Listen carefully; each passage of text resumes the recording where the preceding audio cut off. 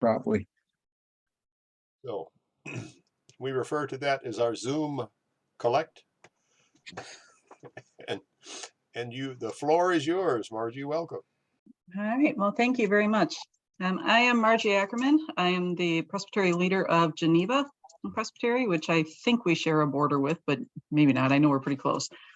I am currently doing my D.Min classes through Pittsburgh Seminary. I've not chosen a D.Min project yet. I have to do that soon. So I'm kind of exploring a number of different directions for that. But one of the things that I'm considering is trying to figure out how to help churches grieve the loss of having to close. And I came here from North Dakota. I served out there for a few years, and a lot of our smaller churches were just in such remote areas that they didn't have the population to keep the place going. And I've seen the heartbreak that congregations go through when they have to close or when they lose their building for whatever reason. My home congregation lost everything in a fire, an electrical fire in 2000, 2001, something like that. And I saw how and experienced how the grief is associated with losing a facility filled with so many memories.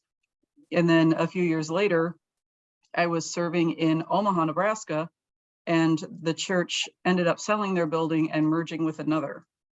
And the difference in how churches grieve when they lose everything to a fire versus stopping their existence as a congregation and moving to another location is like night and day.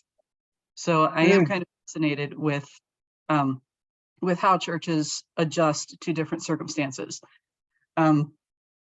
A few years ago in 2015, I received my certification as an AWA, Amherst Writers and Artists facilitator, a workshop facilitator, which is basically a way of affirming that anyone who writes is a writer and anyone who dances is a dancer.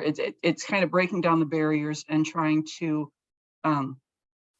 affirm that everyone's voice should be heard and everyone's talents should be shared and all this type of thing.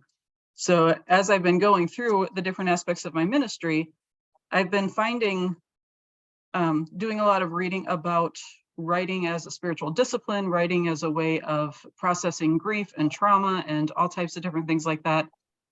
So I'm looking for ways to help churches to address the issues that they're facing through the experience of writing. So when I was speaking with Larry about this idea, I know that there's a few churches that are going to be closing soon. I think one of them is a fairly historic church in a downtown area that was really struggling with the process. And so I was trying to put together a series of activities for churches who are in the middle of going through the decision to close down their building and to preserve their memories and affirm all of their experiences in healthy ways so that when they walk away from that congregation and try to join a new one, they're able to do that on all levels. There's nothing that would prevent them from joining another congregation and getting as much fulfillment through that experience as they did with their home church. So that's kind of a very broad explanation. Is there any questions with that so far? I want to make sure that we're all on the same page through this. Margie, it seems to me like this might be applicable for a congregation that's in most any stage of grief. Yes. For whatever reason. Would that be a fair assessment? Yeah, and it's not specifically grief either. The first time I tried this, it was for a church I was serving that was getting ready for their 100-year celebration, 100-year anniversary, and they were looking to preserve some of the stories from the older members before the older members passed away. And that particular congregation, I don't know what it is about the water in Southern Illinois, but I had a dozen people over the age of 100 who were still healthy enough to come to church every Sunday. I have not run into that in any other congregation I've ever served. So when we were getting ready for the church anniversary, I invited some of the older members to share their memories of what happened in different parts of the building. So after services for the couple of weeks leading up to the celebration, we wandered around the building because a lot of these people had not been through the classroom sections in decades because they didn't have any kids anymore. So they had been primarily in the areas of the church like the sanctuary, the fellowship hall, and the chapel. They hadn't really been anywhere else in the building. So just wandering through there, they were remembering things that happened when they were in Sunday school in those classrooms. And they were remembering specific teachers and specific events that were very important to them that they could then write about and share with the church during the celebration. So I had one man who was, he had just retired. He was actually one of the younger people in the group. And we wandered down into the basement and he pointed to a stain on the carpeting that no one knew what it was, right? It had been there for so long, nobody had any idea what it was. And he says, that's where I spilled my Kool-Aid. The day that Mrs. So-and-so taught me how to sing Jesus Loves Me when I was 6 years old. So the idea that he would remember that after 65 years seemed like it would be something that he should pass on to other people in the church. So I've kind of seen different hints of how this could really turn into something fascinating and help people to really grab hold of their own experiences in the church and share the stories in ways that not only affirm their own life and their own activities, but also give something that for them to pass on to younger generations who have no idea how meaningful some of these experiences can be. So I'm experimenting with it in different capacities, whether it's grief or celebration of anniversaries or whatever it is. There seems to be a lot of different ways to apply this that can really help churches to affirm their spiritual life in ways that I've not seen happen in other activities. Does that make sense? Mm-hmm. Very much so. Okay. And I don't want to be gabbing the whole time. Is there any questions or any thoughts that anybody wants to share?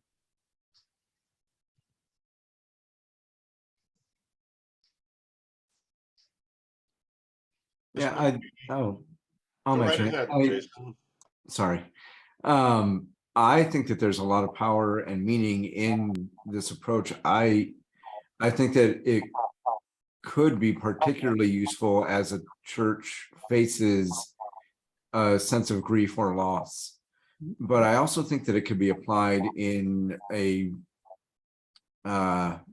just in a process of reclaiming or redefining identity. Yes. Because the stories that we hold on to individually and congregationally reflect the values of the things that are important to us, which helps us then say, well, if these are the stories we like, and these are the things that are represented in those stories, then these are the values of who we are. Mm-hmm. So kind of boiling it down to that, how do we then say, these are the hallmarks of our identity? Mm-hmm. What does that mean for us here and now and moving forward? And for the future. Actually, I'm glad that you picked up on that, because that's another area that I'm trying to decide whether or not to explore further in a D.Min project, is the area of futures and foresight, and the idea of how do we take the values that have brought us this far and lay the foundation for whatever our organization is doing moving forward. So that's exactly the same direction that I was hoping you would pick up on. So to see the value that in the idea that just because we're getting together and remembering what brought us to this point doesn't mean this point is the end. It can either be a closing and a remembrance time, or it can be a launch pad for moving forward in a very different direction from what we've done so far. And I think in a lot of ways, our churches are going to be changing dramatically in the next 10, 15 years for a lot of different reasons. But I do think that how we understand what it means to be the church and how we hold on to the values is something that we need to figure out soon, or we're not going to make it. So, all right, is there other questions or thoughts? Follow on Jason's thought. There have been any one of a number of the congregations in the Presbytery of Utica that have engaged Holy Cow for a church assessment. But my experience with that is it tends to not be entirely meaningful in the end. There may or may not be anything actionable that comes out of that. Yeah. But this approach may be a lot more meaningful for people and will resonate. It's very participatory. Yes, Very, absolutely. everyone is invited. I may or may not be willing to talk about things that I'm happy about and things that I'm not happy about, and certainly where I think we ought to be going. But I have a story, and it needs to be heard. So. Yes, and that's actually kind of the basis of, I don't know if any of you have heard of the idea of scenario planning.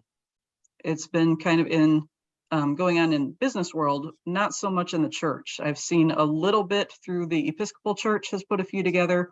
And I think the ELCA Church is starting to, or has kind of hinted at it, but hasn't really jumped into to really make a go of it. But that is something that I think would be highly beneficial for all churches and all denominations. And part of figuring out a scenario moving forward is the story of what we value and who we are and where we want to go. And there's much more to that process, obviously, but it does lay the foundation for that work to be done later on. And if you want to explore that, I can do that for you as well. So, but yes, the idea of affirming someone's story and experiences, the biggest thing that when churches start doing this, if you have 6 or 8 people in a room that are all recalling the same incident, not everyone remembers things the same way. And so one of the conversations around that, and one of the things to keep hold of during those discussions, is the idea that everyone remembers their own experiences as it impacted them individually. And it's not for someone else to correct their memories in the process. So that's something that you need to pay attention to. And that's a concept that has been coming up in work that I've done around helping people to become more trauma informed in terms of how they relate and interact with other people who have been through difficult experiences, is the sense of non-judgmental as you're hearing the story of their experience. Yes. That it may not make sense to you, but it is their experience. It is not even your interpretation of their experience. It is their experience. Yes, absolutely. Which is why in some cases I've had churches that have wanted to do a collection of essays for the church to share as a group, as so they all have a memory book of all the different things that happen in their congregation. And others simply want to have their own journal and their own scrapbook for their own memories and their own family, and not share it with the rest of the congregation. And either approach is fine, because when you start trying to collect everyone's stuff, if you start looking at specific instances, you're going to run into different people remembering different things, and it may not go the direction you think it's going to. That doesn't mean that it shouldn't be an option. It just means we need to be careful about how to process that walk, if that makes sense. Marjorie, in doing this, I have 2 questions. First, has your experience been only with people writing their own, or has there been any experience with someone listening to oral stories and transcribing, or doing it digitally and allowing it to transcribe? And my other question is, are there any issues if these stories are compiled and given to other members of the congregation or given to local historical societies? Is there any issue with who owns these stories? Okay, I'll take your first question about, I'm sorry, my mind just went 20 different directions with that. Okay, the first question was about oral tradition and passing on someone else's stories. Okay, We did have in one of the churches I worked with, we had older members who would just sit there and tell stories to like a middle school kid or a teenager who would sit there with their phone and videotape everything that they said. And it was just a conversation between the two of them, which we could later transcribe. And that seemed to go over very well. What they liked particularly about those was we could take the video clips and show them during a service of these older members who were sharing their stories. And that was a really meaningful service for a lot of people in the church who had not seen these people because they've been homebound for years and years and years. And the idea that, does it have to be the individual telling the story, keeping track of it? I have a friend of mine who went through the same training I did as a facilitator. And she actually leads writing groups in Northern Canada to people who can't read, if that makes sense. Okay. So she has the elders of, it's an Eskimo tribe up there somewhere that she works with. She has the elders come together and they tell their stories by drawing pictures on a big piece of paper. And then they tell their grandchildren what the story is. And the grandkids translate it to English and share it with the group. So there's ways to have it work out in very fascinating discoveries that I never would have thought of. If someone would have said, oh yeah, you can go lead a writing group with people who can't read, I would have thought they were nuts. So, but there's ways to do it. And as far as who owns it, most of the experience that I've had, it's been specifically for people who have been friends for years and years and years. They might go to like Shutterstock or something and have a book printed up like you would for your grandkids or a family member, and they do very limited printing, or they just do the printing themselves and bind it together in a binder or comb binding or something, and then share it with the congregation. So the issue of the ownership has never come up in the workshops that I've done. That doesn't mean that it wouldn't, if you're turning it over as far as records to a historical society or something like that. So that might be something to ask the people that you're trying to turn the records over to. Like if you have a local library or something where they're trying to figure out how to preserve records of an old church somewhere, they may have more information about that than what I would have access to. Does that make sense? Thank you. Yes, thank you.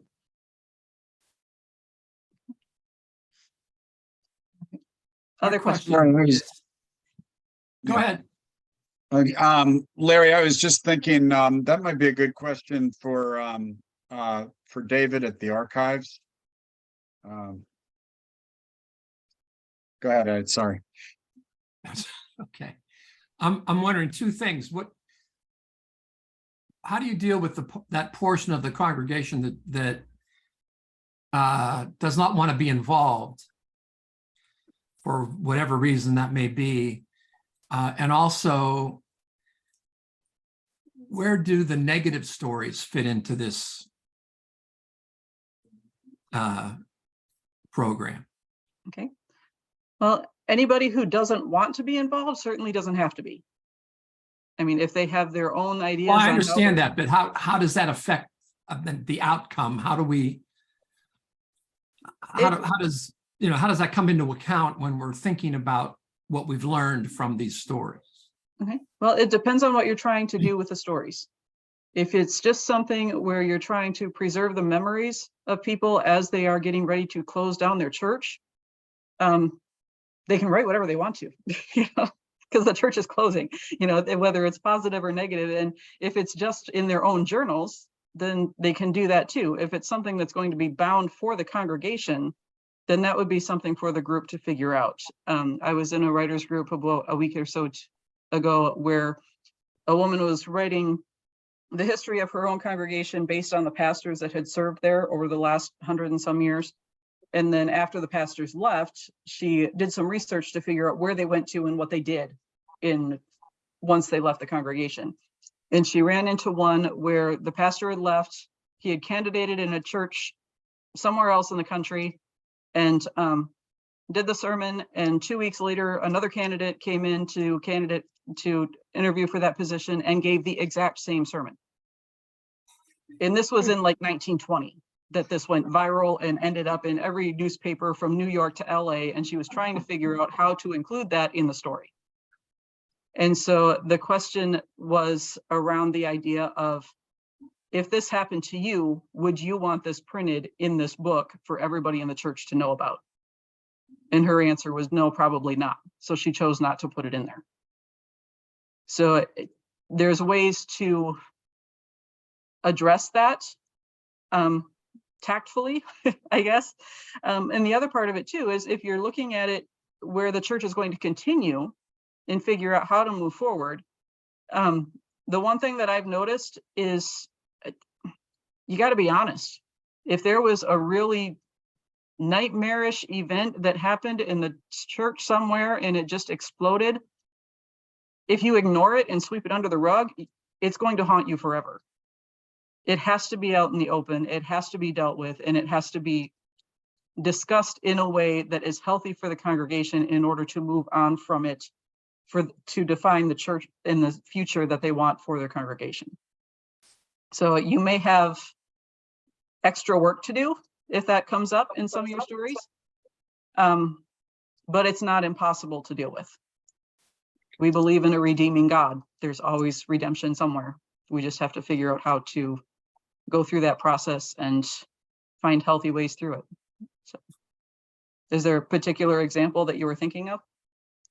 No, not really. I was thinking, it seems to me that if you're going to engage in a process like this, that you need to know what the purpose of it is. If Yes. it's just historical, that's one thing.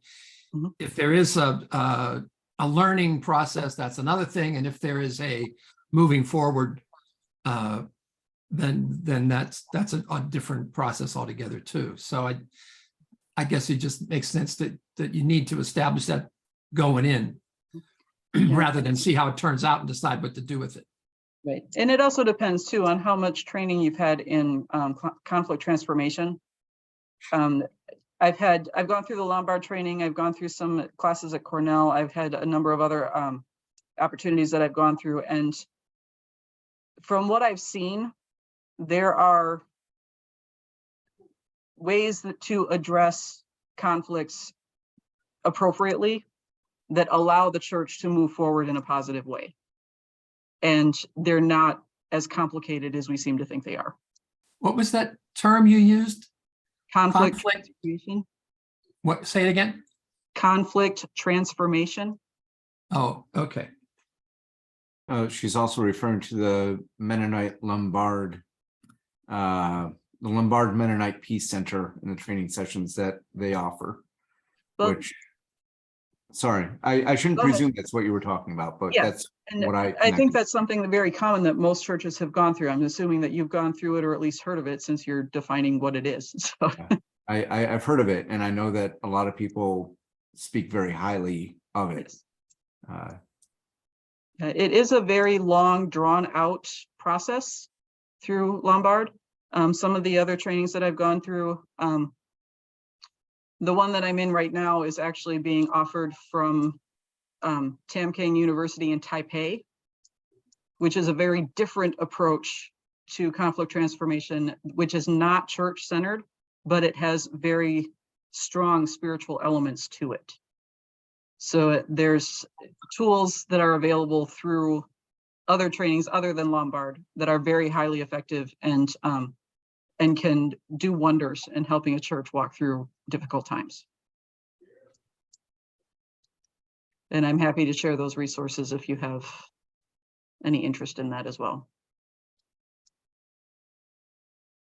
Okay, other questions? Margie, have you ever had a case where a project changed course in midstream, going into it with one objective, but uncovering something that was surprising and drove it in a different direction? We've had a few surprises along the way. I've not had anything that totally derailed the process so far, but churches are a beast all their own, and we have skeletons in our closet, and and there's always something that can throw us for a loop, that doesn't mean it's impossible, if that makes sense. And when those types of things happen,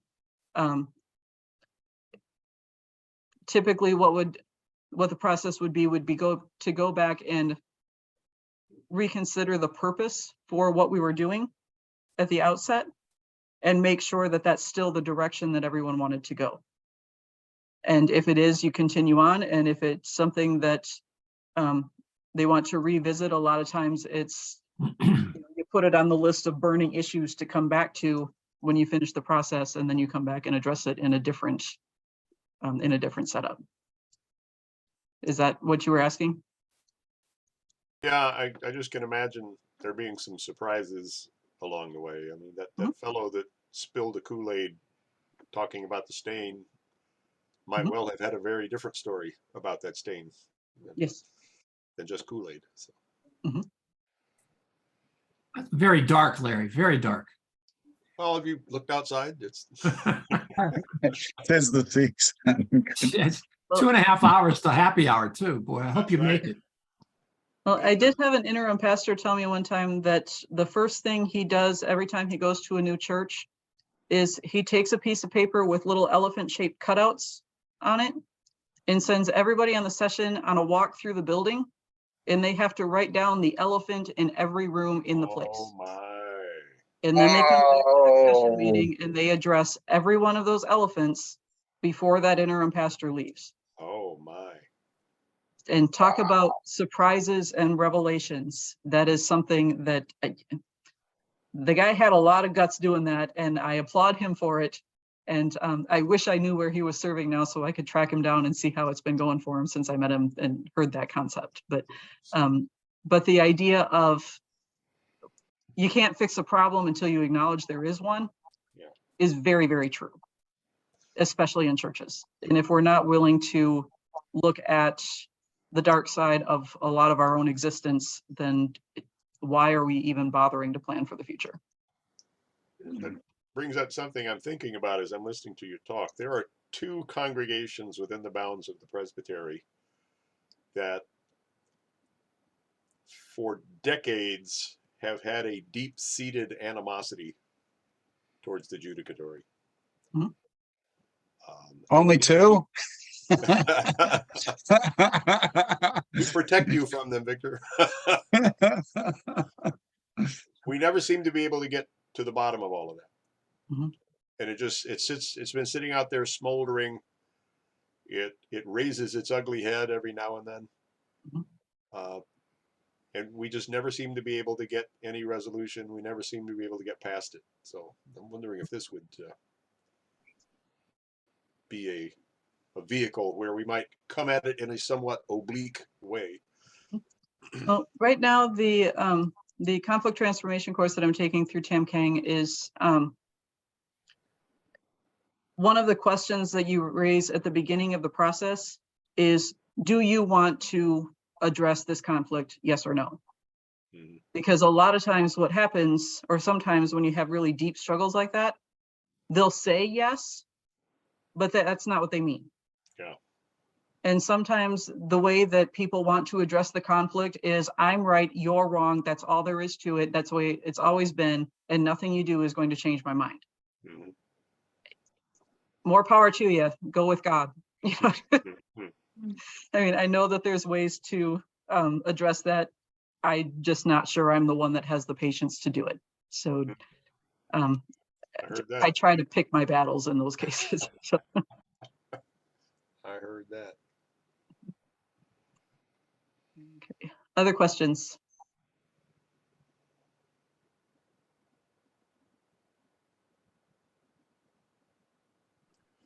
Well, I guess if we want to engage you, just have somebody holler at me and I'll connect them with you. No problem. All right. Any other questions or comments?